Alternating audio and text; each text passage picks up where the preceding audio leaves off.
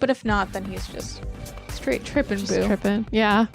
To quote, another artist, Eugene Levy. I was gonna say, who said that? Wait, what was that from? Bringing Down the House. Bringing Down the House. Queen Latifah. Is that a cult classic? I don't know. I think, okay. Hey, hello. This is I'm Obsessed with Nikki. And Brie. And today we are talking about cult classics. Mm-hmm. Just at the top. So Bringing Down the House, Queen Latifah, Steve Martin, Eugene Levy, childhood banger. Mm-hmm. I don't think it's a cult classic because it was successful at the box office. Oh, okay. I think there's some criteria for a cult film. What is the criteria? I think one of the markers is lack of instant availability. You mean like things that we want to watch right now? Yeah, I don't think it's going to be at the forefront of Netflix Mm-mm. or Hulu, I think a lot of cult films and a lot of cult classics are starting to be on streaming, but like a cult film in general is like you're going to have to pay a lot of money on Amazon for a random DVD from 2000. Okay. Or, yeah, like Drop Dead Gorgeous, a movie we watched. I know.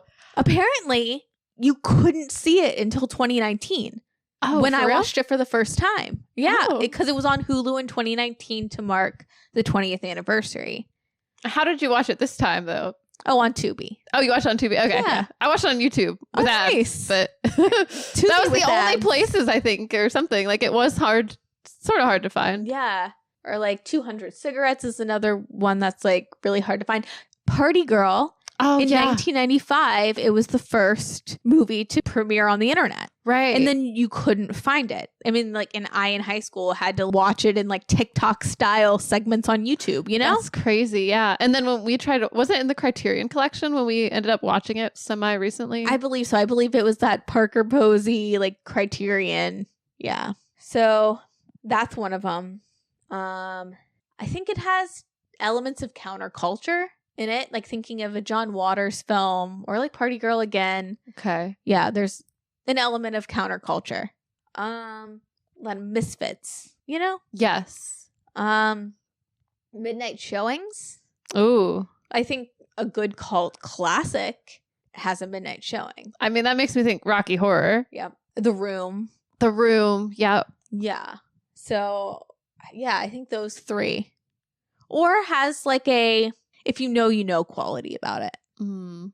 What about like developing a following over time? Like, because there are some, I feel like some of my favorites, they were popular at when they were released, but I guess maintained some level of popularity. Like what? Maybe Kill Bill or Purple Rain. Is Kill Bill a cult classic? I don't know. I don't. When I know. Google it says, but I don't know. So that's the thing. I'm like, where's the line? The way I view a cult film or a cult classic, Kill Bill would not be on it because it got its flowers. Like, I think if you get your flowers in the moment too, if like you're like a success and like it's like Tarantino's biggest film besides Pulp Fiction. That's a good point. But then I can argue like a Reservoir Dogs might be a cult classic. That one might be, yeah. Because it gains like a cult following, like a Clerks or like Mallrats, and like that's how Kevin Smith is, was put him on the map. But like I don't know if I could be like, oh, like Tarantino at the height of his powers. Yeah. No, that makes sense. Classic. That makes sense. But then Purple Rain, 100%. Yeah, a cult film because it's not one of those films that like when people talk about the 80s, they bring up. They're not like it's a must see. Yeah, and like people bring up that album, they bring up Prince, but they don't really bring up the movie. And it also has that element of counterculture because Prince is a little bit counterculture. Yeah. A little bit camp, a little. Yes. This isn't like a movie for the masses. I've noticed a lot of cult films are campy as well. 100%. I think the like best ones are. I think Twilight maybe is a good example of what I view as like a popular cult classic. Just because of the way it's like shot. That like weird Instagram filter. Yeah. Before that was a thing. Like it just looks different. The acting is really stilted in a way that feels almost camp. And I think like for me, like versus like a Kill Bill, Twilight, the first one, can be viewed as a cult classic just because it is like a weird film that just like, because of the book fan base and like teen girls got huge. Mm-hmm. And then all the subsequent films looked just like a regular they're different. movie. Yeah. But like this one has like a very interesting point of view, and people do screenings of the first Twilight, and it's like seriously? a weird, That's so interesting. Just Yeah. that first one. When we watched it that time, I was like, it was kind of like, it had like this level of awkwardness to it. Yeah. So, but maybe I've realized my favorite types of cult classics and cult films Yeah. are only dark comedies. Ooh. Okay. Yeah. Like they're the only ones I think of when I think of cult films. Like, what are some of your favorites? Favorite? I love Dick Yeah. with Michelle Williams and Kristen Dunst. It's a good one. Josie and the Pussycats. Saved. I love Saved. Oh, yeah. Saved is really good. That one was hilarious. I forgot about that one. Oh, man. Saved is like one of my favorite cult films. Mentioned Party Girl. Mm-hmm. I mean, now Drop Dead Gorgeous. Drop Dead Gorgeous is like so funny. Yeah, like top tier dark comedy for me. Heathers even. Oh, think I it's like still haven't seen Heathers. Oh, Heathers is really good, and it's like Mean Girls, but darker. I really like Jawbreaker. That's Jawbreaker, kind of like Mean Girls. Jawbreaker, but I'm a Cheerleader, and Drop Dead Gorgeous, but definitely But I'm a Cheerleader has the same DNA as Jawbreaker. Just the candy colored, like 1950s, 60s, like aesthetic and like gender roles and that camp level. Mm-hmm. It feels, but maybe they both came out in 1999, so maybe, or 2000, but Yeah. Yeah. Yeah, I wonder. That's interesting to note. But what are your favorite cult films? That's a good question. I have a whole list. Let's see. Well, I do really like But I'm a Cheerleader. Watching it a second time now, I'm like, oh yeah, I gotta add this to a list of my favorites. I think it should be required viewing of like every American citizen. Honestly, That's my Kirstie Alley in Drop Dead Gorgeous. I'm like, I really like, we'd be better as people if we watched But I'm a Cheerleader. yeah. Because like realizing how silly and like stupid all these conventions that we just follow blindly are. And, like, this is like the perfect satire to me. So That's so thank good. you. I know. I love a lot of like satirical films. Oh my gosh, Napoleon Dynamite. great. Love it. One of my favorites. See, and that's a cult classic to me. I mean, word of mouth. That movie wouldn't exist. Like I think a marker of a cult film as well is like, it's not like Barbenheimer, like down your throats. Yeah. It's like Napoleon Dynamite grew, because people loved how random it was. Right. And like it was from the people. And we still have to reference it. We reference Napoleon Dynamite all the time, like as a society. It's great. Clueless. Would you consider that a cult classic? Or I'm not sure. just a classic, I'm not sure. Well, I love it. Either way. Rami Michelle's high school reunion, though. That one's It's a cult classic. Yeah, that one's one of my favorites. I don't know if this is exactly a cult classic or if it's just a cult of one. But Catwoman? Has it developed a cult following? I don't know. I'm trying to develop one. Maybe one day. I think there Maybe are one day. some films that could be cult classics. I'm like, we need to give Halle Berry her flowers. So The Ringer did a list of the 50 best cult movies. Ooh. Okay. Ghost World, Larry Clark's Kids, Harold and Maude.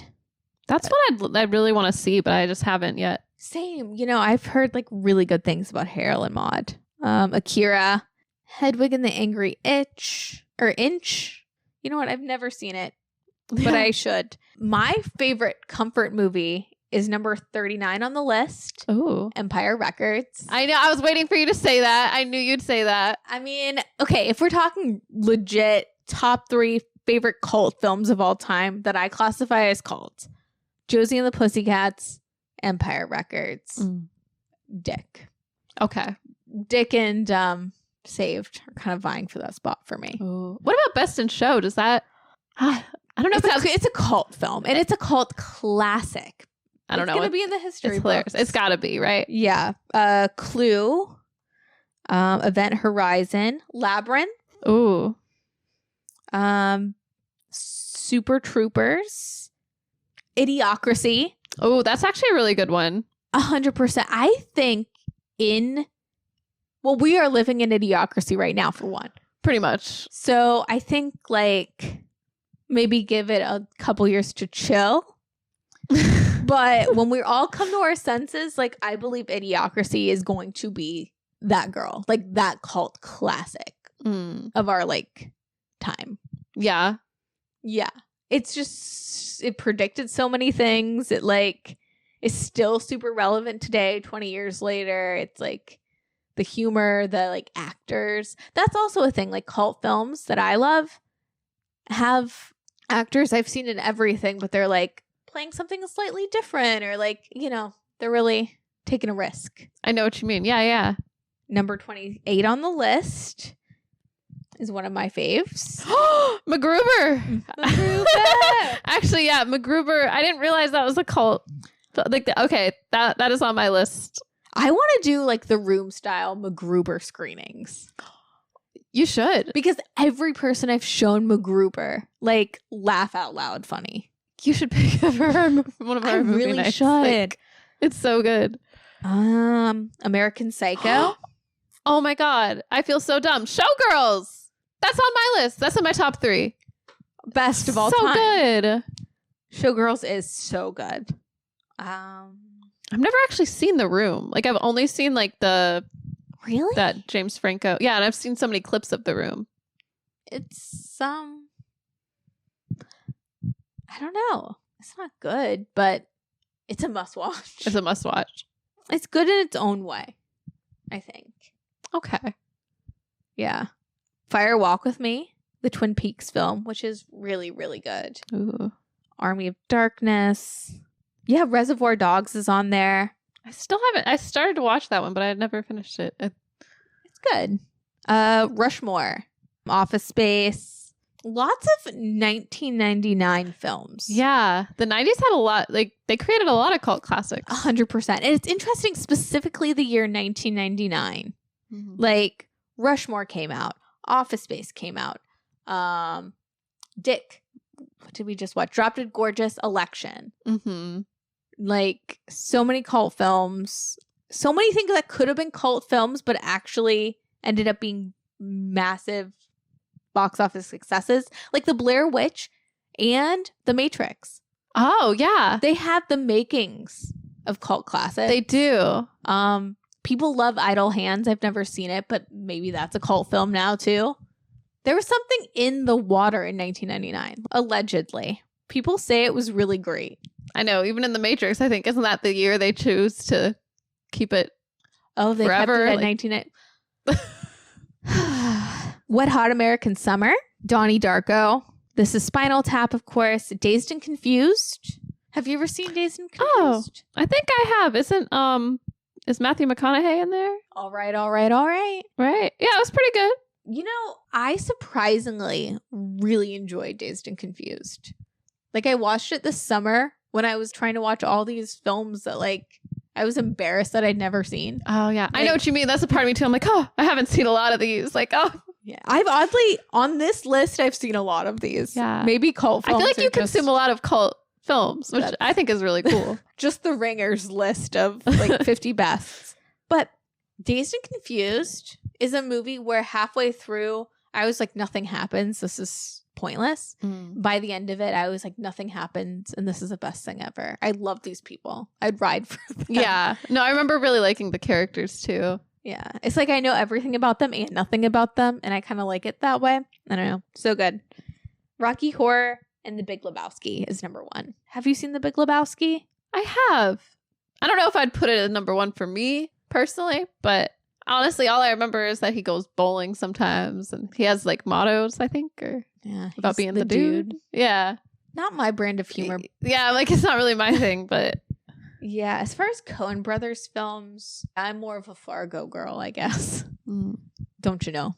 Do you think there's any movies of recent years that are going to be cult classics? You know, I kind of feel like I wonder if Marty Supreme would be. It depends on what happens. I guess it does depend, actually. Because, like, if it just becomes... Like, I think it was a pretty big success in the box office. Yeah. I guess it really depends if, like, Timothée Chalamet, for whatever reason, really gets womaned and, like, gets exiled in a couple... Yeah, then maybe Marty Supreme will be a cult classic. Yeah. Or, like, if I'm being honest, I'm not super in touch with what happened at the box office for these, so maybe I should have researched. But, like... Well, do you think that... Well, I guess it develops a cult following. Like, what is the definition of a cult film? It's a film that has acquired a dedicated, passionate fan base, often despite failing at the box office, receiving poor reviews, or being ignored upon its initial release. Okay. So, I wonder how The Substance did at the box office, you know? I feel like that was a big success, though, because even if you weren't, like, an Oscar head or, you know, like, it had such a cultural significance last year. Yeah. It actually, okay, yeah, it did really well. But it has the makings of one. Like a lot of Cronenberg films, you could probably say are cult classics, and it's like a predecessor of a Cronenberg film, you know? Yeah, I'm just like, there's some elements that just remind me of, like, I don't know, just because it's so strange and weird, you know? Yeah. But maybe it wouldn't be. But maybe Barb and Star, perhaps? You know, that could be. That's going to be a cult classic, right? Like a cult film. I don't know. They're kind of like grown-up Rami and Michelle. Do you know what I mean? 100%.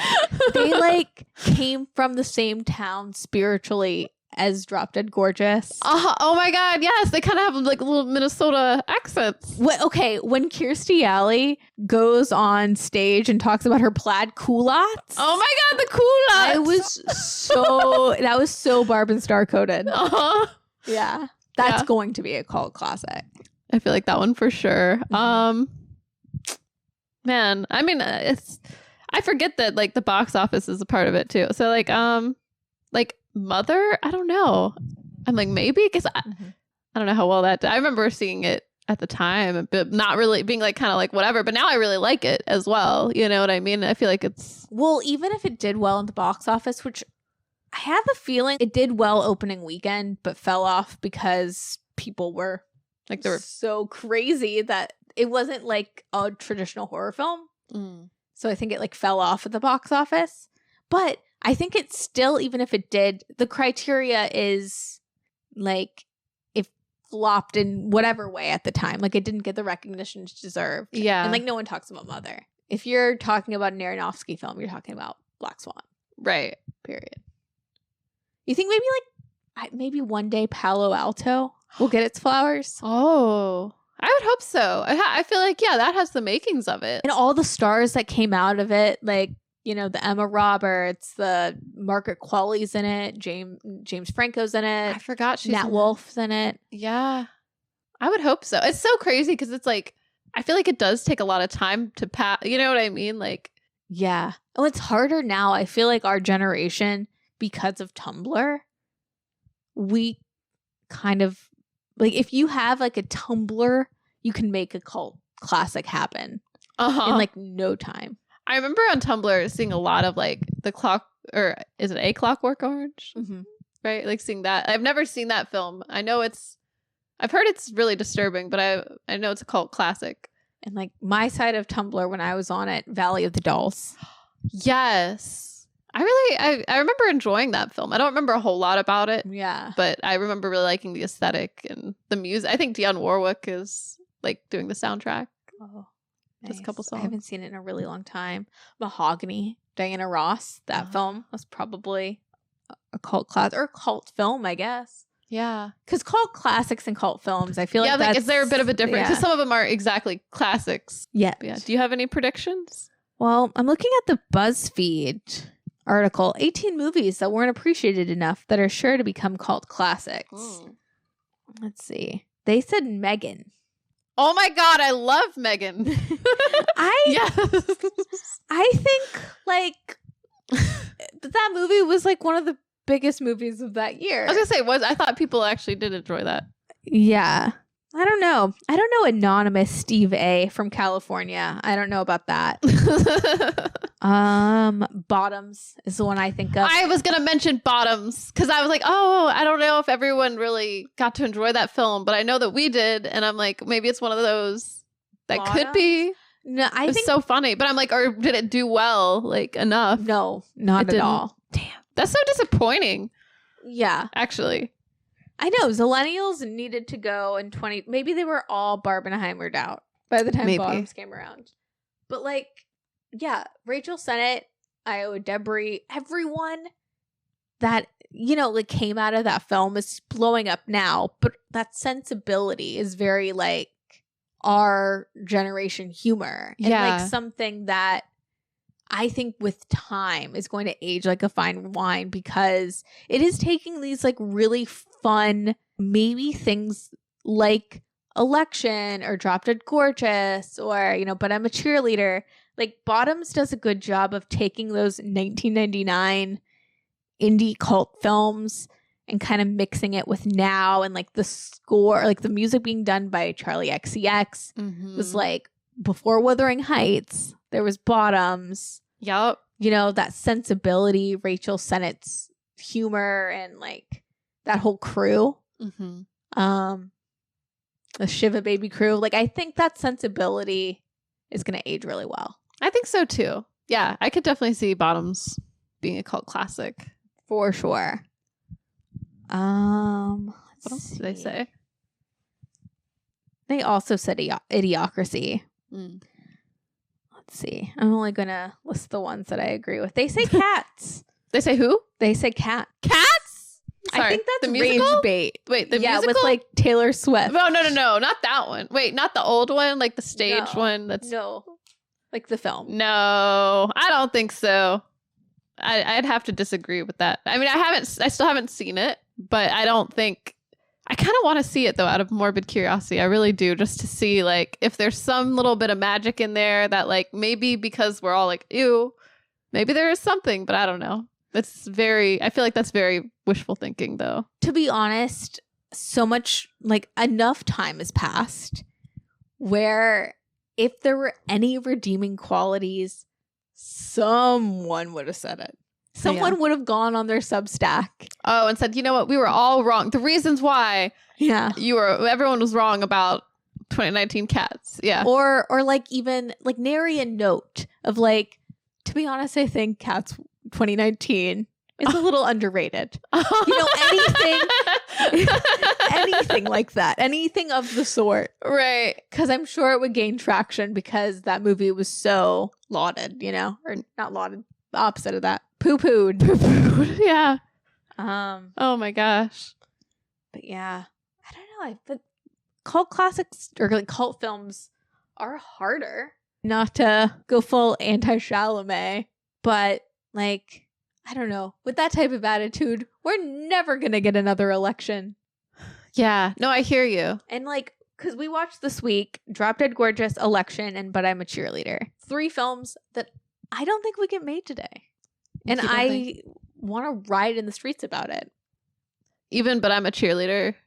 I think the closest, I think Bottoms is doing the same thing. It comes from like, I think, what is her name? Jamie Babbitt birthed Rachel Sennett in a way. Like that sensibility, which I really vibe with. And why probably I love like a lot of Rachel Sennett and co.'s work too, is like the But I'm a Cheerleader sensibility that's kind of rubbed off on some people in our generation. Yeah. But I don't know. I don't know if they'd go that far because But I'm a Cheerleader is not interested in being politically correct in any sense of the word. That's true. It doesn't want to be woke. It just wants to be a satire, Yeah. It's fully like, I think these things are foolish. Yeah. And I love that awesome. about it. Me too. That's my favorite part. Yeah. It's like unapologetically what it is. I think all 3 of those films that we watched are like they're pretty equally like unapologetic and like, we're just going to call this out and how ridiculous this behavior is. And, like whatever the societal norm is or whatever, we're just going to call that out. And we're going to push the limits too. Yeah. Like in all of these films, especially with Drop Dead Gorgeous, you could stop after the beauty pageant. Oh my God. Or yeah, you could just have like one death or something. Like it's like they take even the title Drop Dead Gorgeous to like a whole nother level. Like literally every contestant. Well, no, they don't all die, but like there are way more deaths than needed to be. And like it's so ridiculous and so over the top to make the point. But that's what I love about it at the same time, because it really is making a point. Mm-hmm. And I feel like, yeah, we don't get a lot of films that have something to say like that. Yeah, that's what I really liked about it. And like all of like my favorite cult films, especially of that time, like there was something in the water. I swear. Maybe it's just like the Gen X in their like code, but there is something about how like, I don't know how to word this. What were we talking about? Just like it seemed like maybe like people had something to say at the time. Like they said there's something in the water. Yeah, I think people did have something to say and they weren't afraid to say it. Maybe because it was before the internet. I mean, like, can you imagine? Like, I can't imagine what it's like to be a writer or be someone, you know, and I guess with this podcast, we are putting something out there to the public so I can think about it in that way. But even on like a civilian level, my whole like a teenage to adult life is like, there's that thought about how am I going to be perceived? So it's like this instant monologue or like all the time monologue about, well, I can't say that. I have to be like, it's like there's like a media coach in my head at all times, because it's like one wrong thing, you know, like everyone's watching, you know, or no one's watching, but you know, it's like a weird. I know what you mean. Yeah.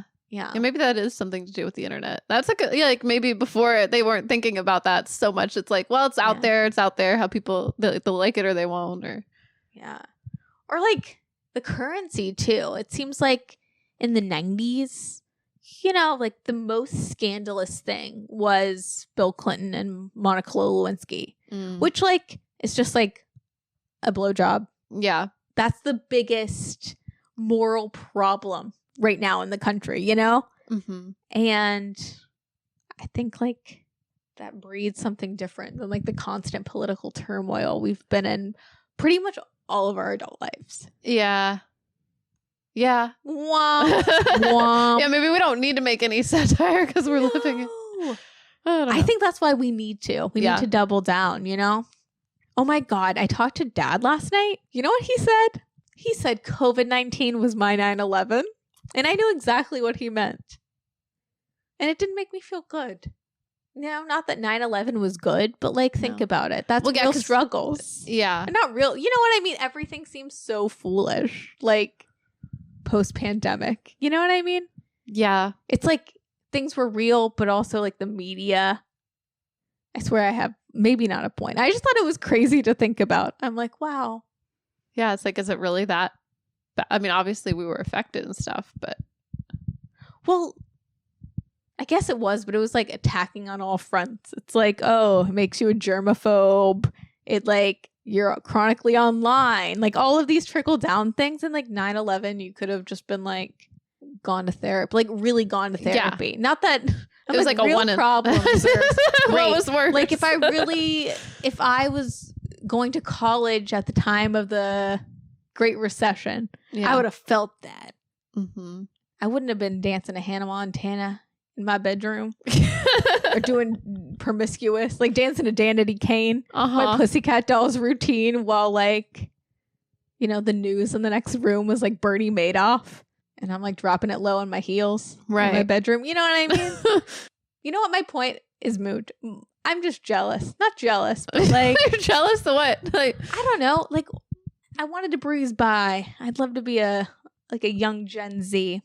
Okay, I get what you're saying. You know, like the pandemic, you wish it hit at a different time, a different point in life. Because I breezed the other two. Yeah. I want to breeze through that one. Yeah, I think. Yeah. Maybe that okay, that's my point. Is like nowadays we're constantly dodging bullets. sometimes literally. Yeah. Like, I think back in the 90s, or like especially 1999, like the hope of the new millennium and like that Gen X sensibility of we got something to say, damn the man, save the empire. We can be whimsical. We can be irreverent. You know, we can be dark. We can also make fun of Jesus in small towns. Oh my God. That was one of my favorite scenes, by the way, in Drop Dead Gorgeous, where there's like the routine with the best part in the whole movie. I was laughing so hard. That movie made me laugh so many times, like out loud. Me too. Oh my God. It was great. Like, I'm glad you picked it. Well, I didn't pick it. It was one of our listeners. Yeah, actually, I forget their name. But you know who you are. You know who you are. Drop Dead Gorgeous. This one was for you. But I totally get why they were like, you should do Drop Dead Gorgeous. Mm-hmm. They knew we would love it. Oh my God. That routine. It's the best. What does she sing? She sings, You're just too good to be true. But it's about you. And all of the pedo judges are just getting all hot and bothered. And then she's like, dun it, dun it. It's Jesus. There's like a giant, like, Jesus on wheels with he's nailed to the cross. I love it. But his arms come off. It's like, I don't know if they use Velcro. I was like thinking about this too. Just, I'm like, who made this? And then he has like abs that are like, because it's like a dummy. It's like a ragdoll Jesus that's like propped up. And so, but she uses it and like to hold her. Oh my God. I'm obsessed. I'm obsessed with Denise Richards' Jesus. I love it. And then I love that like Kirstie Alley is like, because that's her daughter that's like competing and she wants her to win, obviously, because she's like one of the reigning champions or something. Very the princesses. Velma and Amber Von Tussle from Hairspray. Very much. The first movie. Cult classic. I was gonna say, yeah, Hairspray. That is cult classic. The one with Ricky Lake, not the one with John Travolta. That one was very much a success. Was this your first time seeing Drop Dead Gorgeous? No, I think we watched it together like years ago. Yeah. And I'm like, maybe it was 2019 on Hulu. Yeah. I think you're like, hey, watch this with me. I'm like, all right. Hell yeah. Kirsten Dunst. That sounds fun. I know. It's like before I stumbled upon it in 2019 on Hulu, I didn't know it existed. Because did we watch Saved as well around the same time? Around this, I've loved Saved. I don't know when I first watched it, but yeah. I feel like you were like, you got to watch Saved. You got to see Drop Dead Gorgeous. I'm like, all right. Yeah. Well, they are very similar. They are. Ways. And I love that brand. I think basically, if you're talking about religion, I was gonna say, and like the absurdity of religion or the absurdity of gender roles and sexuality, then I'm like all for it. That's kind of like my brand of cult films. Or like even with Dick, the like rewriting of history. I love that element of it. Just that humor. I really enjoyed it. I mean, I like how it's styled like a documentary, you know? It's a mockumentary, yeah. Yeah. Similar to like a Christopher Guest, like a Best in Show. That's what I think, yeah, that's what it made me think of too, like Best in Show. I liked it, and it reminded me of that in the way that like they're interviewing all these like contestants and how absurd and like bizarre they are. Like everyone that, like all the girls and like sometimes their family too is a little strange, you know? I mean, they're all a cast of kooky characters. Like every single one of them is like kooky and freaky. Like there's one girl, she just like does like dog barks or something. Yeah, like she loves German Shepherds. But like her German Shepherd like bit her or something. So now she has like a wiener dog. Yep, because she had to take some of like her butt fat and put it on her. Yeah. Yeah, she shows that's like so wacky. Or you know which one made me think of you? What? Brittany Murphy. Oh yeah, because her brother is, you know, a drag performer in New York, and she's like, ever since the summer, I love New York. I love New York, and it's her whole personality. She's like full Liza with a Z with it, and she's like, here's my brother as Cher, whoever, Liza Minnelli. I loved that bit. Same. I love Brittany Murphy. This whole cast is amazing. They are. I forgot she was in this film, but yeah. Brittany Murphy's in it. Kirsten Dunst, who's kind of the queen of cult classics. I know. I was thinking that too. I'm like, she's in a lot of them, isn't she? Mm-hmm. Allison Janney? Yeah. Oh my God. As the friend, like I feel like she literally plays like the mom in Tanya. But I, nice. Tanya. but nicer. Yeah, a little nicer. Yeah. Oh, yeah. No, I loved Allison Janney in this movie, and she's like not a lead at all. She just has like a small part. Oh, but everything she says though like makes me laugh. Like It's gold. there was like this one scene. Okay, because Kirsten Dunst's character, was it Amber? Amber Atkins. Amber Atkins. I love that. Okay, so she has like a part-time job in like a morgue as like the makeup artist. Yeah. To the what deceased. do they call them?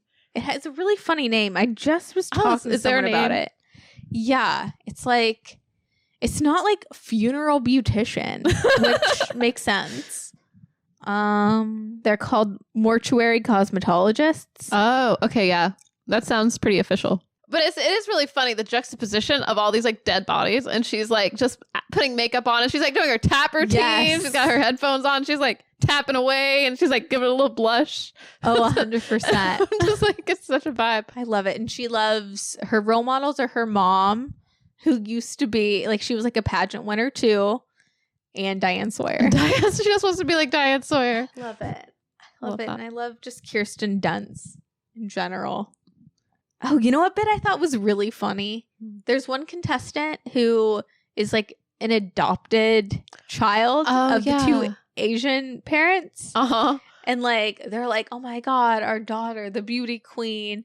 And like behind her is like their biological daughter, Uh-huh. the Asian girl who's like drop dead gorgeous. Yes, literally. And, And like, she's like, yeah. what is going? You can tell she's like fed up with Yeah.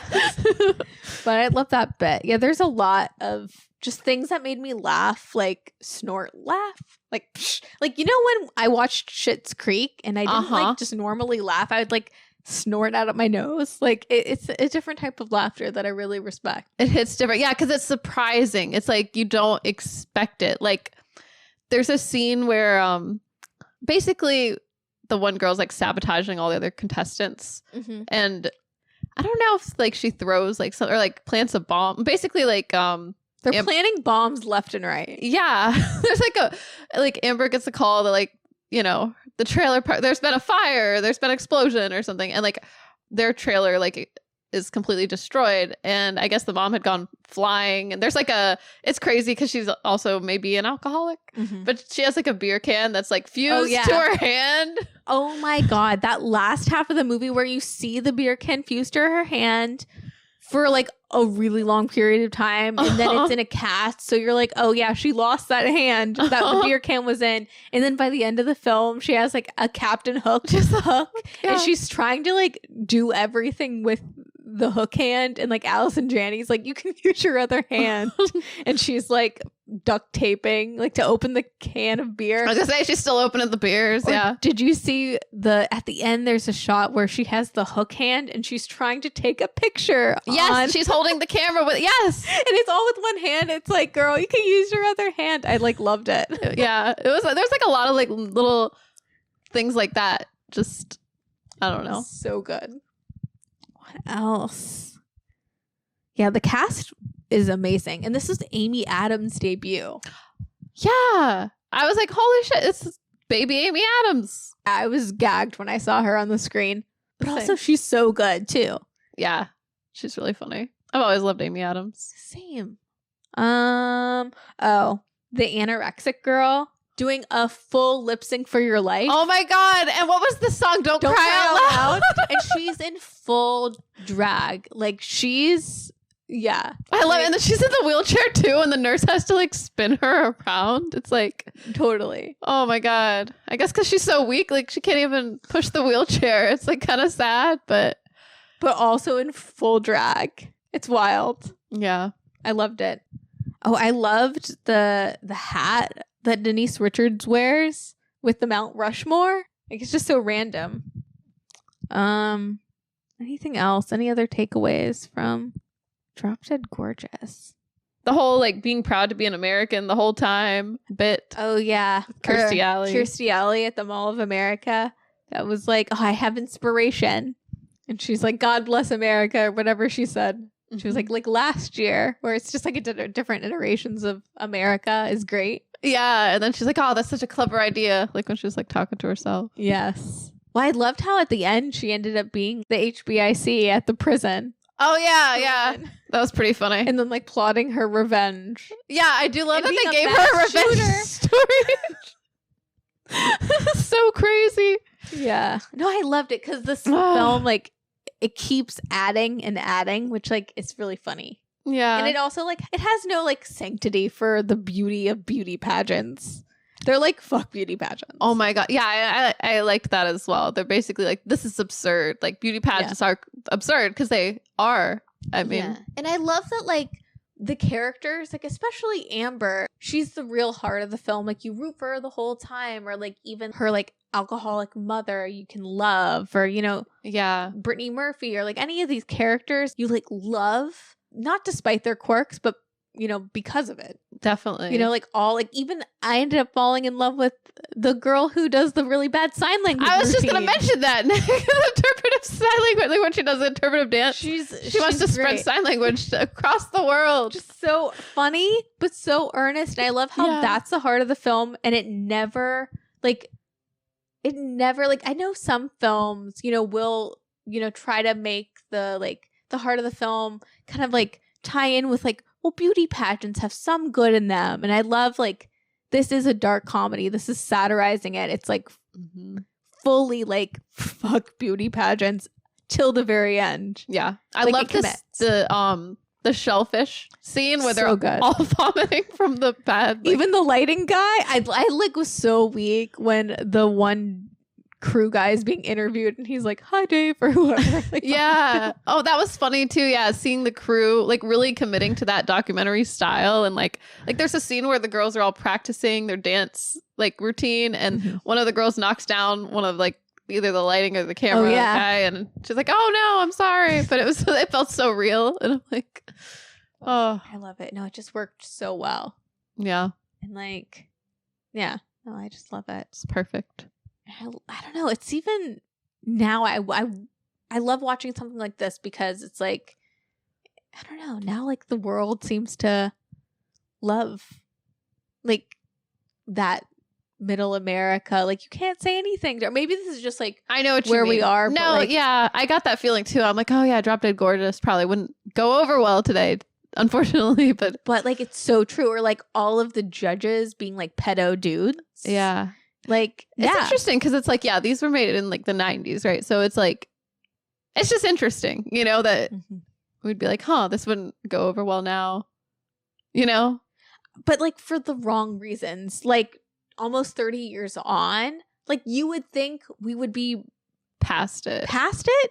And then also like, why were things more progressive then? Like, how were all these movies that I love from like the 90s and 2000s that were like, religion is a cult, like these people are crazy, like small town America, sometimes they have the wrong ideology, you know, like, or like idiocracy, even being like, we can't like just be drinking Gatorade out of the tap, like what are we doing?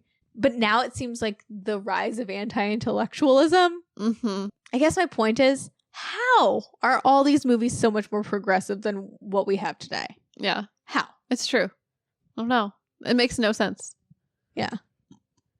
Can we move on to But I'm a Cheerleader? Yes. Which I firmly, like, I said it before, I'll say it again. This should be taught in schools. It should. Textbooks. Yeah. It's like, so ridiculous. I don't know. I love this film. I think, children need to be exposed to drag queens and But I'm a Cheerleader. How did you feel about seeing RuPaul as, like, the head, like... The best. You know, I guess. What is his shirt? I wrote it down. I loved it so much. Straight is great. Straight is great. He comes out. I love how like we're introduced to his character. He like steps out of this vehicle. Straight is great. All blue. Like I love how they use like pink and blue as really like hardcore. Like this is your gender lane. The girls have to wear pink. The boy like it's so, and it's also so 1950s coded throughout. Like I really liked how they use those like nod, or like they're not exactly nods, it's like motifs, I guess. Yeah, like motifs. Yeah But he is like, so it's so weird seeing him being like masculine or trying to be like, it doesn't seem natural. Do you know what I mean? That's why it's like, so perfect. Yeah, the joke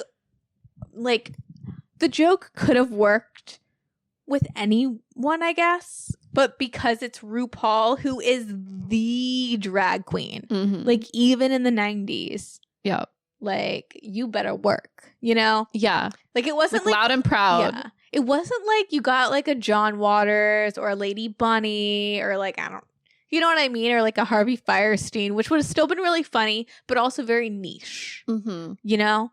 Like to have RuPaul, the icon, the queer icon, drag queen. Like you only see him, especially up until that point, I believe. People didn't see him out of drag. Right. That's genius. I love it. No, I love it. And I don't know if this was the first. Natasha Lyonne's been working forever, hasn't she? I feel like she actually, now that I think about it, was she in like a commercial or something as a kid? Or I think so. Like she's been like her and like Kirsten Dunst have been working since they were like 3, right? Yeah, something crazy like that. Let me see. But Natasha Lyonne is also one of those patron saints of cult films. Or like modern day cult films. Like she's in this and she's in The Slums of Beverly Hills. That like I love that movie too. I've never seen that one. It's really good. I think you'd like it. Oh, you know, aesthetically. Oh, she's in Heartburn. Oh. Wait, she is, isn't she? I remember watching Heartburn. Was it last year when we talked to Shawnee Mead? It says she was uncredited, but she was like the niece. I feel like I she was in noticed Pee-wee's her. Playhouse. Okay. That was her thing for a while on TV. So she was a child actor. Yeah, she was in Dennis the Menace in '93. It's like a bunch of random things in the '90s. It looks like, and then like you said, Slums of Beverly Hills. Wow. I'm embarrassed to say my first introduction to Natasha Lyonne was Orange is the New Black. Me too. No, same. I think that was probably a lot of people though, or like maybe. Or if you our were generation. really cool and saw But I'm a Cheerleader for some reason. But that was also But I'm a Cheerleader is one of those Tumblr films. Like low key. It has a really strong aesthetic too. 100%. It reminds me so much of like the Stepford Wives. Have you seen well, it's a remake, but the Nicole Kidman one? I've heard of it. It's really good. Love Nicole Kidman. Has she maybe been a cult in any classic. cult classics? To Die For. Okay. What, you got that one too? Yeah. It's somewhere. Maybe it's over there. I have a lot of like, would Spice World be a cult classic? I think so. Right? Maybe American Psycho. Josie and the Pussycats, which is on no one's list, but I don't know why. I don't know why either. Because that's one of those movies. It didn't do well, right? No. Josie and the Pussycats is also like Idiocracy. Like, yeah. So. And it's calling out the industry. Like it's still very relevant. All the product everything about it is still like all the subliminal messaging. Like I feel like it's still like it's so crazy how it's like some cult films can be so relevant still. Even more so. Yeah. Like Josie and the Pussycats and Idiocracy are the 2 films I think that are like do they predict the 2020s? Yeah. But To Die For, Gus Van Sant. Which I own, I haven't seen, and I'm dying to see it. Ooh. But yeah. But I'm a Cheerleader. Oh, I love because this is about a girl who's a cheerleader played by Natasha Lyonne. She's a cheerleader in high school, and basically she's a textbook gay, according to her community. To everyone. I think it's kind of messed up that like her friends or whatever, they're like, they must like, what are they reporting her behavior to her parents or something? Because like, how do they know because like at school in her locker she has like girls in swimsuits or something, which is kind of funny. Or a girl it's just swimsuit. A girl. Yeah, I'm like, you could really read into this. Or like when they did the intervention, I thought it was really funny. So funny. The reasons. Her gay paraphernalia was a Melissa Etheridge poster. She's a vegetarian. Oh, yeah. She tried to introduce her family to tofu. That's a sign. Yeah. But by this logic, though, like another 90s icon, Sydney Prescott from the Scream series, she is also a lesbian. according to But I'm a Cheerleader logic. She has an Indigo Girls poster in her bedroom. True. She doesn't, because of trauma, her root doesn't like to kiss her boyfriend, Billy Loomis. Oh my God. Just saying. But yeah, the parents take her to conversion therapy and she meets and falls in love with Clea Duvall and another cult classic 90s indie film queen. Right? Yeah. Who's like in everything. I was going to say, what is she in? Just everything? Everything. She's also in She's All That, which we saw like a couple years ago. I remember that. Yeah, I was thinking, is that a cult classic? But I don't know. I don't know. That was a success though. That's what I thought. But we need to bring it back. It was a cute movie. It is. Yeah. Great soundtrack. This, I feel like, But I'm a Cheerleader. While I didn't recognize all the songs, I still felt like the soundtrack slapped. Like it captured like a feeling. Do you know what I mean? It really did. Like I bought into this whole world because it's just so absurd. Yeah. But I mean, so true, but so absurd. So what, because this was your cult classic pick, what's your relationship to But I'm a Cheerleader? I just kind of stumbled upon it a couple years ago. It's like something I've been wanting to watch. So like maybe like a year or two ago, I'm like, oh, I should watch this because I like Natasha Lyonne. You know, I think she's hilarious. I think she's great. Even though I've really only seen her in Orange is the New Black. And then I know she had like that other, like Russian Doll. I wanted to see that. Why? I don't know. I didn't watch it. But is that the one where she like dies all the time? I don't know. If I really don't know. I'm not sure what that's about. She was in one series like in 2018, like where she like dies and comes back to life a bunch, like Happy Death Day, Groundhog Day style. And that was really good. And then I just like fell off. Yeah. Yeah, I don't know why I haven't seen more things of her. I just was like blown away by her performance in Orange is the New Black. Oh my God. I was like in love with all of those ladies. Actually, yeah, they were all great. Yeah. Where is oh my God, the lady who played Crazy Eyes? That was an incredible actor. Oh wait, I saw something. Hold on. I think she might be in something. Like in my mind, she should have been like Timothy Chalamet, you know, like level. Like she was really talented. Uzo Aduba. I feel like I saw something recently that she was in. Like, it says there's something in 2025 called The Residents. Maybe that's where I saw like a clip from. Maybe like a mystery situation. Like it looks kind of Knives Outy. Is she doing any like stage work? I don't know. Like it seems like she might, you know, be one of those. Like sometimes I'm like, oh, an actor's fallen off, and they're like huge, on Broadway or doing some plays. Okay, yes, she has done some theater. Okay, 2006 to 2021. She was on Broadway in 2021 for Clyde's. Yeah, she's been in the theater. Right on. But yeah, I don't know. I think But I'm a Cheerleader, Natasha Lyonne's character, like I could relate to it in a like to a degree, just like because she goes through this whole like I don't know, she's like in denial, you know, she's like I'm not gay, or you know, and maybe I'm not like gay, but like I would say I'm queer, so I'm like that realization, you know, you go some people go through of like maybe a stage of denial for a while, you know, before you can be like Clea Duvall's character and like. But even her, she has like her own, you know, hiccups with like her trust fund and, you know, I think that like turning point where Natasha Lyonne's character is fully like, I'm gay and I'm a cheerleader. Yeah. I just like the message, I think, too. Just, you know, at the end of the day, like that's kind of like like I like how it ends in the conclusion. It's like, just be yourself, and like how it calls out how absurd things are, like, and trying to force people to be someone they're not. I don't know. It did get me kind of sad the first time I watched it a couple times, but now I found it a lot more funny and more absurd. You know what I mean? Totally. But, yeah. What I took away from it is more of the absurdity. I guess I saw it, you know, clearly as a satire, but I can also like, we're going to talk about election. And I know that's a dark comedy where like you don't have to put like this moral whatever on it, but like because I relate to Tracy Flick, because I'm like a former Pick Flick. Oh, okay. Like I felt for her. Yeah. On this like level where I'm like, oh, Nikki, it's not that deep. Like this is still a comedy, but like I like ride for her so hard because like I relate to her.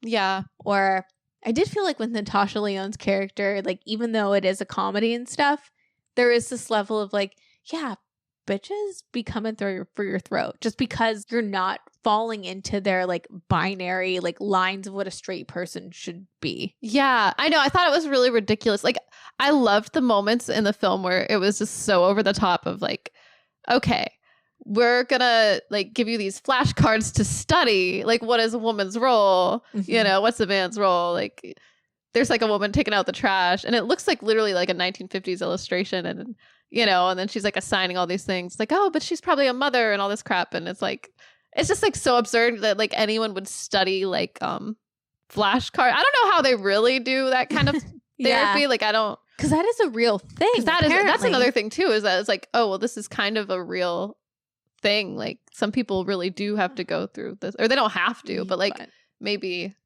people won't. You know, it's like a choice of like I thought it was kind of like, I don't know, like the parts where like her family is like, well, you can't come home. You know what I mean? Like, that is a reality for some people. So I don't know, not to get too serious, but it's crazy. So it's like, do you choose to be yourself, or do you know what I mean? Like, I don't go know. down a path. I mean, like, but that's not how it. Sometimes I think like in your mind, it's like that. And I think like a lot of people in general are more accepting, especially now. Yeah. But it's also like, I think it's fun on that level too, of being like, there's just an absurdity to it all. Mm-hmm. Like, it's so funny too how every straight, by the book, like heteronormative thing is also very gay. Yeah. I know what you mean. Oh my gosh. When they were talking about like thrusting and like, I don't know. The straightest people I've ever met, straight in quotations or like heteronormative, are the gayest people ever. Yeah. They're always touching people's butts in the gym, always talking about guys' bodies. I did feel like all of the people that were involved in the like, you know, like RuPaul's character and everyone like that, they were all masking. Like, they're, you know what I mean? I'm like, they're all secretly gay. Even the head lady, I'm pretty sure. The way she was talking about like other ladies, I'm like, wait, like whatever the thoughts, she's like, these impure thoughts, blah, blah, blah. And it's like, wait a minute. You've thought about this yourself, like, or else you wouldn't be describing things in that detail. It's so true. It's also like the Kinsey scale is a thing for a reason. Like, sexuality is a spectrum for a reason. And like, I don't know why we get so, as a society, like hopped up on it. Yeah. Because it's like, if you didn't deem that thought as impure and you just let it wash over you, you would probably still be technically straight or whatever. Right. But because you assign this like deep meaning to it. Yeah. And like, you have to like interrogate people and question people and like, you know, basically like Scientology, like audit people about their sexuality. Like, so, but I think it's because the director's queer. I think it's a gay woman. So a man could not. I know. I was thinking that too. I'm like, okay, yeah. A straight? No. And a man could not. Never. Yeah. I did like how like Natasha Lyonne's character was kind of like, well, I didn't really think about this any deeper. Like, I didn't think there was anything wrong with these thoughts. I just thought this, you know, like at first, like she's just kind of like, oh, just being me, kind of, you know. Definitely. Also, I've been watching a lot of Sex and the City. Mm-hmm. Her boyfriend is a bad kisser. It's like when Charlotte dates a bad kisser. He's just sticking his tongue out. Like, it's like, he is doing it wrong. I was like, her girl didn't back it up either. Like, the girl she was talking to, she's like, I don't know. She's like, don't you hate when guys do that? She's like, no. It's just like, that's so funny. I get the humor of it. I know we're like talking about film so seriously. I get that it's all a joke. I love it. I even love when the person is like crying in tears and she's like, I'm straight. Yeah, she's like, I just want to pick a wiener or something. Yeah, or they, I guess. But yeah, no, it's funny. I loved Andre. Which one was Andre? He was like the one with the scarf that was like dancing at the or he was like at the end. He's like, you know what? Whatever. I'm obsessed with all of the people at the camp. Yeah, like there's someone you'd want to kiki with. Like all of them were so fun. Definitely. Yeah. I loved oh my god, what is his name? But he's like the headmaster's son. Oh yeah, is it Rocky or Rock? Oh, Rock, because Rock Hudson. Okay. You know, closeted, allegedly. Oh. But you know about that, right? Like back in the day, you know who Rock Hudson is, right? Well, he was a big actor in the 50s, I guess, 40s, 50s. I don't know. Okay. But he was in the closet. Gotcha. Yeah, I do. I noticed there's a lot of like nods or even like innuendos and things in there. They knew what they were doing. 100%. It's super smart. I'm really glad I watched it. I kind of also love that, like, all of these films, like this one came out in 2000 and Election and Drop Dead Gorgeous came out in 99. And I love the, like, in Jawbreaker as well. And Dick talking about, like, being about, like, Watergate in the 70s. I love that a lot of these films are referencing the 50s, 60s, 70s, like a different time in America. Yeah. And in culture and society. And, like, I love that at the new millennium, they kind of are end capping. Yeah. That century. It does feel that way. They're like, that's in the past now. Yeah. Or like a retrospective kind of like look on it, or like, oh, maybe just like all of these things are kind of bullshit. Like all of these structures that we hold near and dear to our heart are really silly. That's what it felt like. Yeah. Even with, if you don't mind pivoting to Election. That's one of those films that Criterion Collection, it's in it. It's one of those films everyone talks about, Tracy flick. But I hadn't seen it until really recently. And I was like, this is a really dark movie. Yeah, it is kind of. Yeah. What are your thoughts on Election? Well, I loved Reese Witherspoon's performance, and I can see how this got her the role of Elle Woods, because like she's basically a baby Elle Woods. So the whole time I'm rooting for her, I'm like, yes, you go, girl. But then it's like, oh my God, Matthew Broderick, I hate, like, oh, he gets so much more annoying as the movie goes on, and it's like, I can't stand. By the end of it, I'm just like, fuck this guy, like. This and Deck the Halls are like Matthew Broderick as the villain. Right. I know. I'm like, oh yeah, Ferris Bueller, he's pretty cool. But then I'm like, why do I like hate it? Why is there something where I just like am really annoyed with him already? And maybe it is partly Deck the Halls. But no, I hate Matthew Broderick's character in this, like with a fiery passion. Yeah. Which is why I'm obsessed with it. Because it's like we're introduced to Matthew Broderick as Ferris Bueller. He even now he kind of has a baby face, like a very youthful, like puppy dog face. He does. So I love when he like subverts expectations and is he's like a little evil. He's evil, a scumbag. Like I think it's really funny in this movie, and like of course it's a satire and a dark comedy. So it's supposed to be like funny. Right. And it is.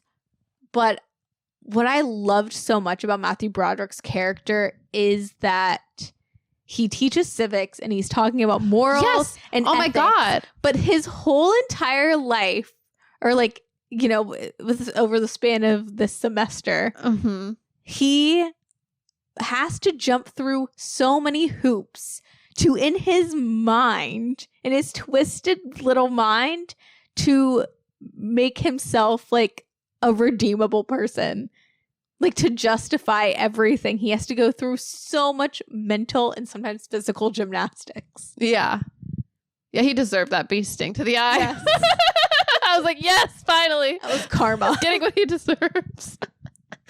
Oh my gosh. Yeah. I'm just like, why the whole time does he care so much about taking down this girl that like there's no basis on him? You know what I mean? Like what? I don't know. I don't quite like understand the motivation, because it is like, yeah, he talks about ethics. It's so interesting the way it starts, because they both kind of narrate the film a little in their perspectives. And then I'm trying to think if we just stick with his perspective at a certain point, or if because I know it ends kind of with, I don't remember her saying anything at the end, but at the beginning she's like, oh, he should just let destiny take place or something. And it's like, well, yeah, he should have. But he's like, oh, my students, I've made an impact on, like, he's like, that's one thing I like to do is like, he's like talking about lives he's changed or something in the process of teaching, blah, blah, blah. But then it's like he does something like this. So you're kind of like, What's going on? Well, it's super funny because it's like, you know, that age-old saying, like, those who can't do teach. Oh, which yeah. is not true. I come from a long line of teachers. I know that's not true. Yeah. But it is funny because some teachers are like that. Maybe he is one. Yeah. Oh my God, what's going on with my hand? What's going on? Dude, I've gesticulated so much with my hand that I've hit my step goal. Really? Yes. From this? Yeah, I've Italianed too hard. It's because I've been watching so much Love Story. That's also been I can't wait to talk about it. And Carolyn Bessette talks with her hands. And I got in my head, I was like, you know what? I talk with my hands. Yeah. I should do it more. All the girls are dressing like Carolyn Bessette Kennedy. I'm like, bring back talking with my hands. Hell yeah. But what were we going to say? I was going to say, I caught myself talking with my hands like earlier today. And I'm like, oh my God, was that too much? Was that too much hand? Nothing is wrong. There's not a thing is too much hand. Also, I have a free hand. Yeah. And it gets the words out. It does. It helps sometimes when you do this. It gets, you know. It gets the point. The point across, yeah. Also, if you're watching this on YouTube, maybe you'll just like to see my hand. Make points. It's like, oh my God, what did I see recently? I saw this video and I felt very called out, but also it was sad.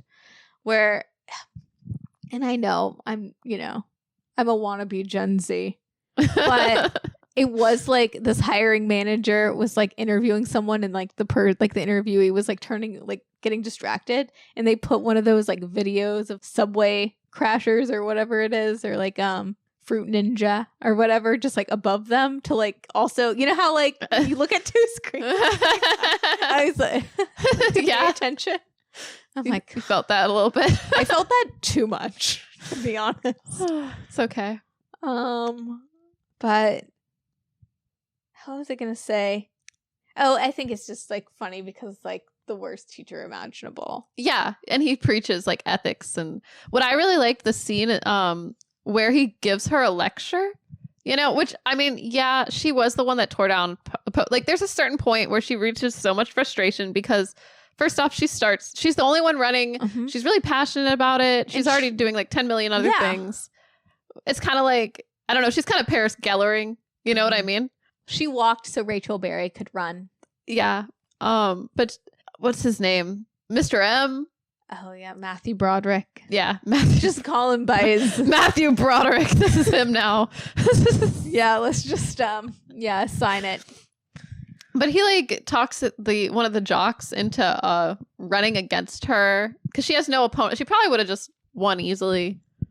But I mean, and it's not even that he gets him to like join, because I could actually no, I don't really getting involved like that as a teacher. I feel like that's not really his place. But you know, it's like on one hand, if it was coming from a place of like, oh hey, so and so, like Paul, I see you've got a broken leg. Maybe this will make you feel better. But that wasn't the intention. It was to take down Tracy Flick. Yeah. Which, get it, it's a comedy. But my biggest ops in life, especially when I was a teenager, biggest ops, always teachers.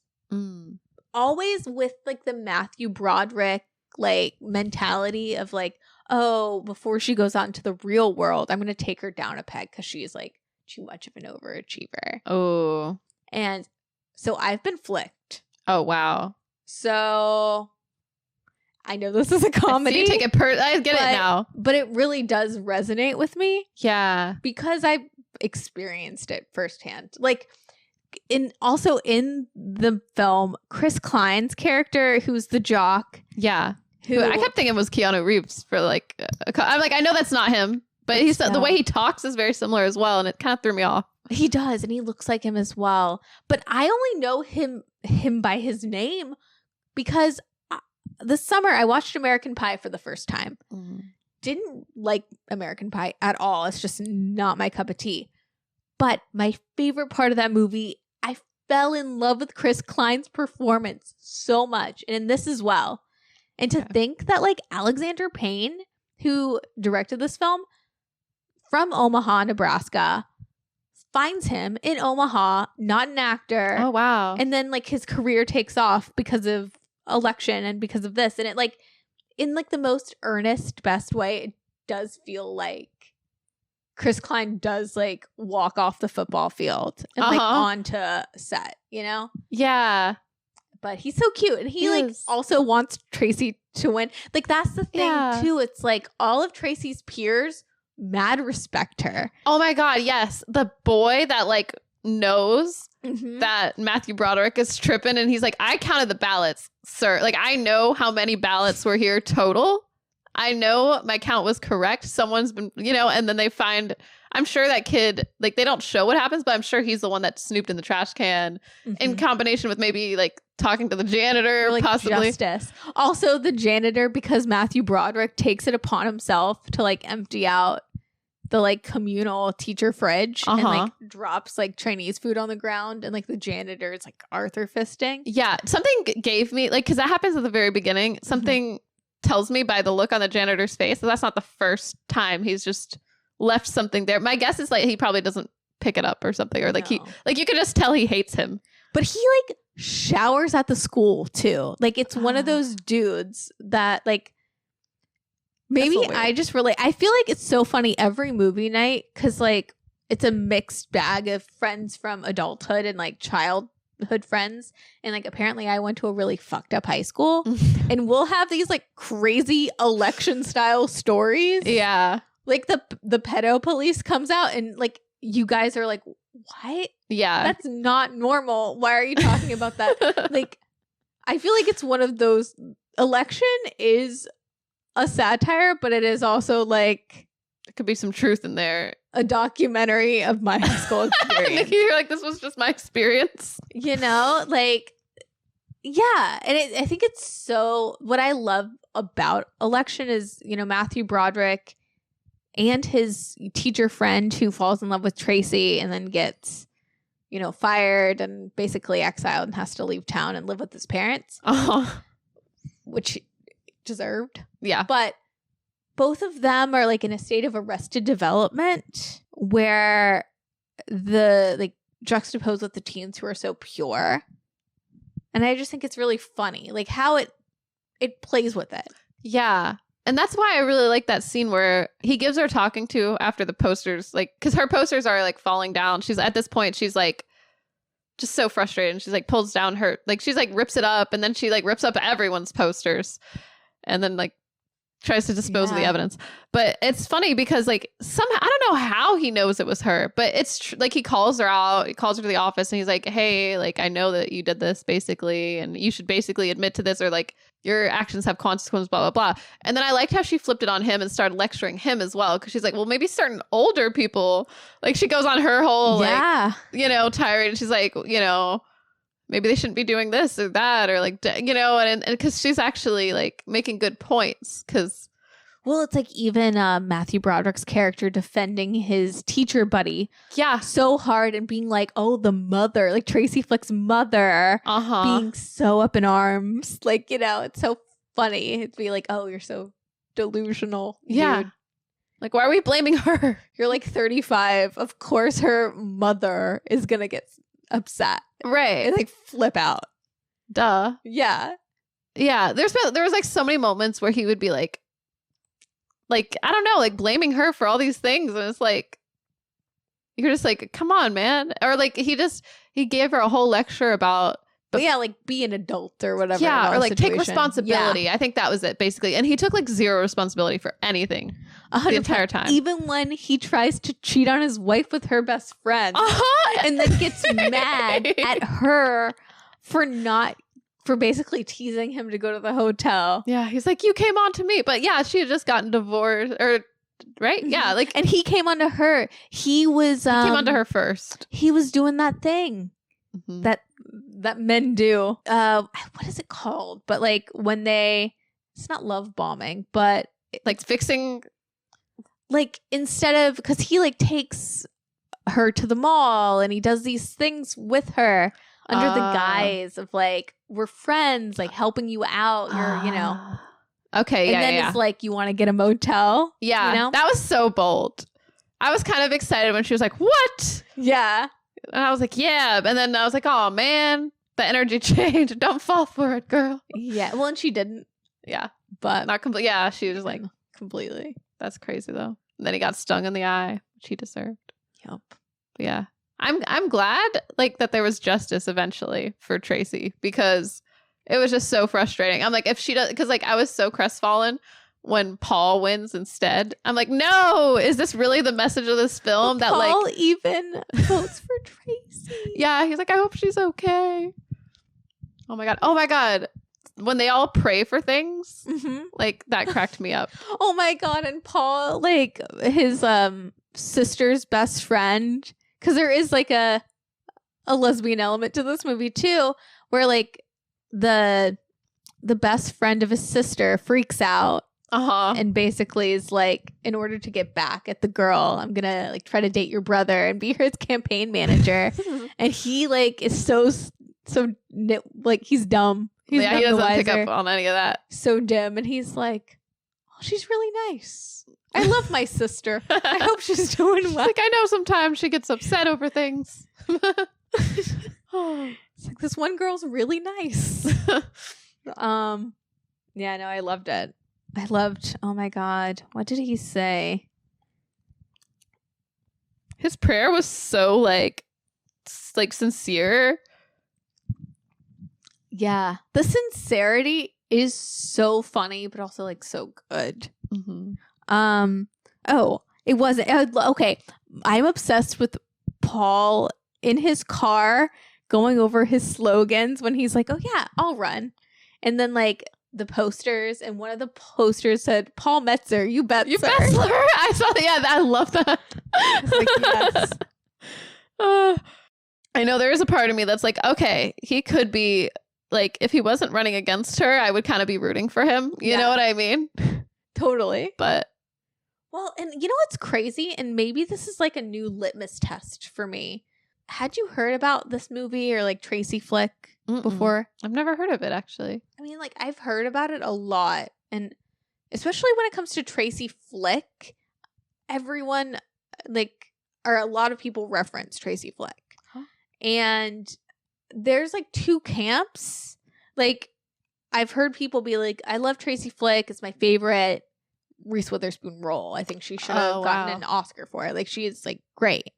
And then I've heard like Tracy flick is the most annoying person on the planet. Like, she's abysmal. But now that I've watched it twice, in the movie does pose this too. And I'm like, did people just like miss this at the time, or like watching this, like Tracy didn't do anything wrong. Yeah. And she's actually well liked. It's just by the adults, like in Matthew Broderick's character's like frame of mind. Right. But she's which is really not skewed. Yeah. I know. I don't even blame her. Like, there was a part of me that I'm like, you know, when she goes to vote for herself, I really don't blame her for that, because I'm like, well, she has so much that she's working against. You should be voting for yourself, girl.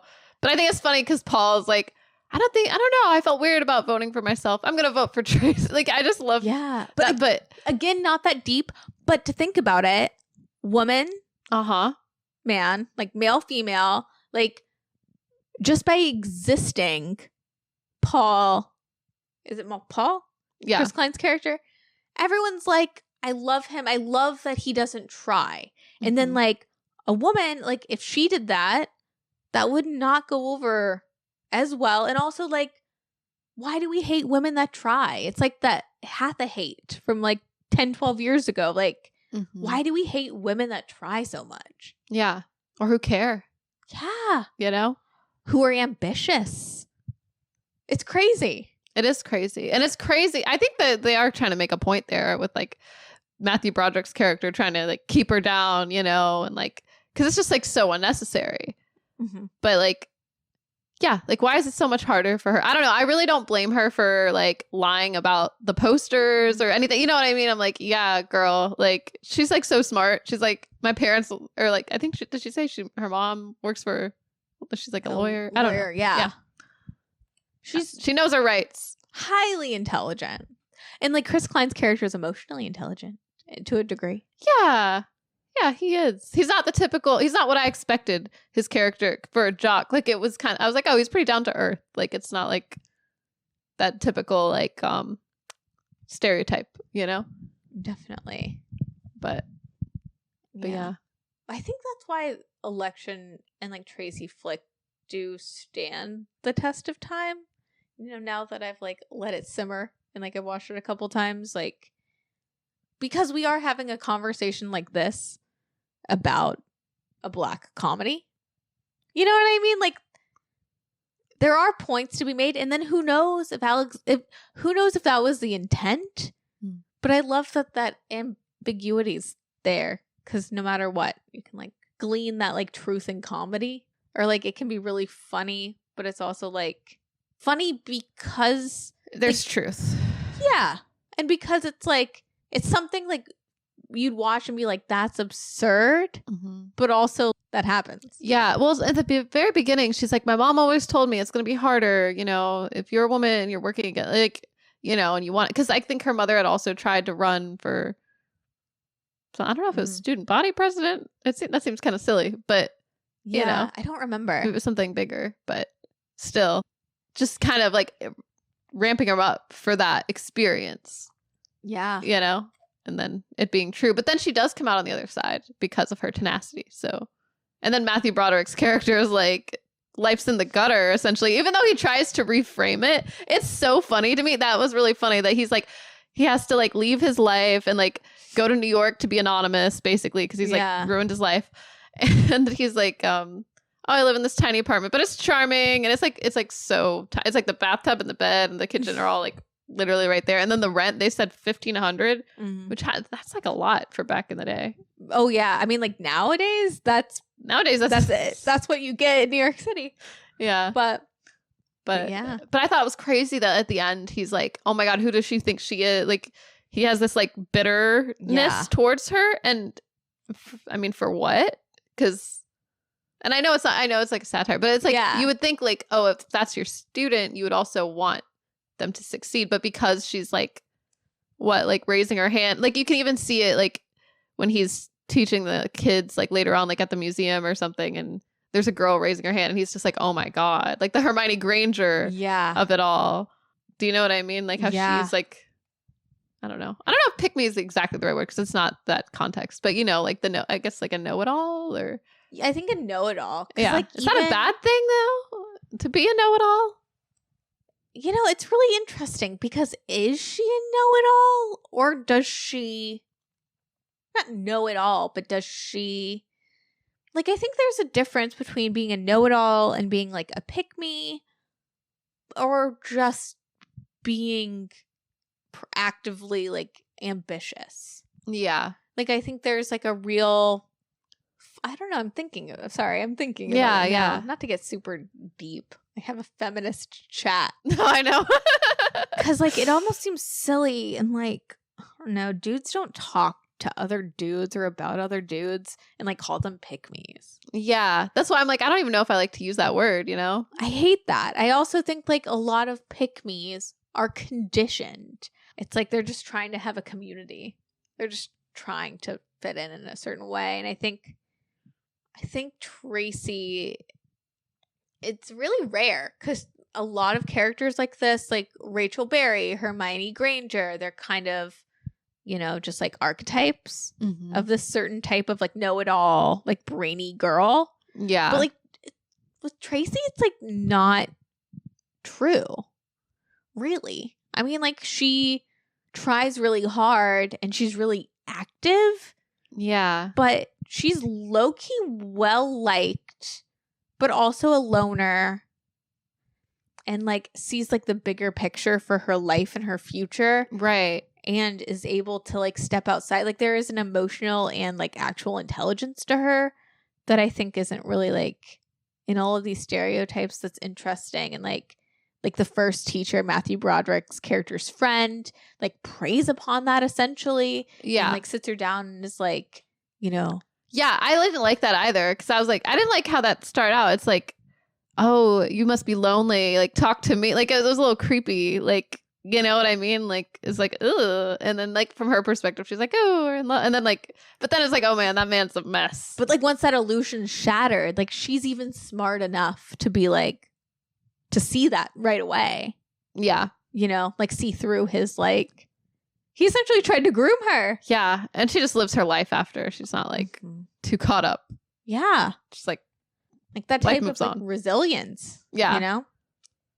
I don't know. I'm such a Tracy Flick stan because Same. I think in high school I wasn't that ambitious. I had to temper my ambitions. I was gonna say you probably had it in you. I definitely had it in me. I was probably more Rachel Berry just because I was like, let me focus on theater. But yeah, like being like a loner, but being well liked, just be wanting to be by myself. You know, If you could, do you think you would have done all the like? I love how she's involved in so many clubs. You know. I think if I had some Adderall back in the day, Yeah. I would have been Tracy Flick. But yeah, I really also in my like high school theater, they ran us like when I did professional theater. Ooh. So I didn't have time. Right. I was like You were committed. putting in my hours. So for Yeah. better or for worse, like I really wasn't. Yeah, I didn't have the actual bandwidth. But what were you Gotcha. like in high school? I don't know. I was kind of a loner, but I did find like a crew of like misfits to hang with. Just like I had a couple small groups of friends, like separate like friends, a couple like older classmen, and then like people my age, and just like little groups. I found people, but yeah, I don't know. I didn't really do much. I think I was in the French club for a bit, but I was too shy to. I wasn't thinking of running for anything. I did try to take a theater class once, but in the first week, like the second day of class or something, we're like, okay, you're gonna have to write and perform a monologue, or just perform a monologue maybe. And I'm like, oh, I'm not ready for that. And then I switched immediately because public speaking gave me the creeps. Like I don't even today. Like even that's one time I did a Pecha Kucha. Oh my god, it was so nerve wracking. You slayed. Yeah, I know. I think I could like it was something to work up to, but like, oh my god. That's so interesting. Yeah. That's it's like I don't so like the interesting. spotlight, but then as a kid, it's so funny because I would, you know, perform for like company, like just do like Yeah. a dance routine, like very like in the style of like Drop Dead Gorgeous contestant, like interpretive dance or something. But I don't know. I love that. I mean, everyone goes through that phase, Don't they? right? Yeah. I just didn't. That wasn't a phase for me, That's an end. but everyone goes through that phase. Yeah. I know where I'm the opposite. I'm like, especially back when I was a teenager, because you know we're talking about teen films, so it's like on the mind. I like was super shy until you put me in front of the class. I was like, fuck yeah! I anytime I could like public speak, Oh yeah. I was like, this is my domain. That's awesome though. Yeah. Yeah, but some people don't like you. A lot of teachers didn't like me, so Huh. that's the way I think about Tracy. It's lame though. Yeah. I don't know. I think as a teacher, your job should be to like build yourself. I know it's just, I don't know. Uplift, but I think that's like a thing. Like now that we're like full-fledged adults, frontal lobes are developed, babes. Like we're legit adults. We have to like not to get all Whitney Houston. Like I believe the children are our future. You know? Well, she said Teach something like them that well. too. Let them lead the way. Yes. But yeah, Tracy said like she said that like towards the end, I think, or some point. She's like, well, doesn't he get tired of saying the same thing every day? And like, yeah, you know, all his students go on and graduate He college. stays Like the same. Yeah. So it's like, huh. True. And like coming from I know. teachers, I'm sure it's not like that. no, but it's true. Yeah. No, because if you don't have the passion as a teacher, Yeah. Maybe that's it. It's like his passion is. He doesn't seem to have that much passion yeah, the entire time. So but he except for showers making her at the life school miserable. and miserable. Yeah. Like, yeah, he's a full-on man child. Cue Yeah. the Sabrina Carpenter song, you know? But yeah, we should just be like respect teenagers.